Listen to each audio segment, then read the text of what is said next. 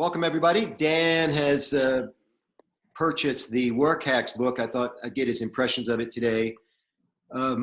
This is a book that I wrote a while back. It's kind of like a redo version, R-E-D-U-X. It's French. Redux is even better than a redo, R-E-D-O. It has more class, more culture. And so it's a redo of the 5 Cool Ideas book, polished up. And these are legitimate shortcuts, work hacks. I think the complete title is 300. Do you have it there, Dan? No, it's at home. 300 ways to accelerate your career, something like this.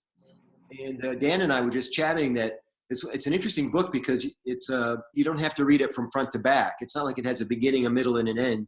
You can search through either the table of contents or the index, and just grab a printer spread that works for you. A printer spread is this concept that here's the book, right? Here's the cover of the book, and this is the printer spread. And that's how the topics lay out, 2 pages at a time like this. Hi, Paul, how are you? And so, Dan, you said you had a crack at it already. What are your first impressions?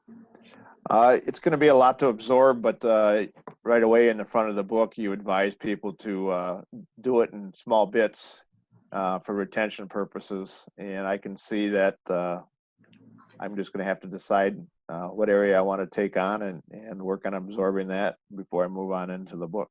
Yeah, I mean, you could do a bookmark and still piece your way through it. Yep. But it is not one of those books like a Stephen King novel where you just blaze through it because you put it down. The idea is it's like tea that's in a cup, guys. It needs to steep before it's ready to drink.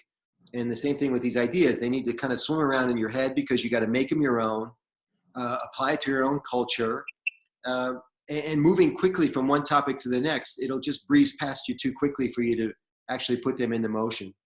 I'm going to have to read it with a good highlighter. Yeah, that's right. And sometimes I do the sticky notes, and often I'll create my own table of contents in the front of the book on the blank pages, and I'll write page numbers that mean more to me than the other page numbers. So, like if the book has 140 pages, maybe 30 pages is stuff I'm really familiar with. 10 of the pages or 20 of the pages are things that don't apply to me, or they just don't resonate.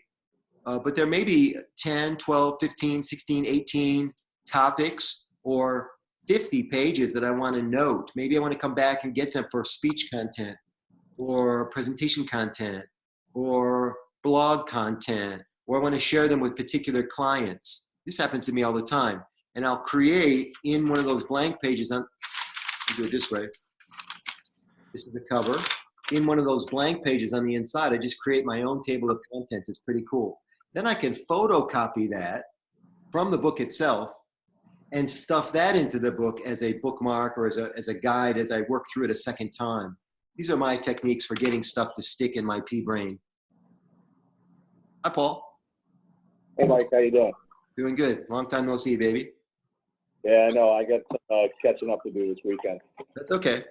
I know that sometimes work pulls you, and for those of you not following along at home, Paul's company was purchased by a French company, and it turns out those French are needy people. And again, we just hope they never watch this damn video, or we're going to be in trouble. Okay, very good. Thanks very much for purchasing the Work Hack books, Dan, and I appreciate you very much. Keep us posted on little things that, especially as those things can be married to the course content, that would be very useful to us as well, okay? Will do. All right, thanks, brother.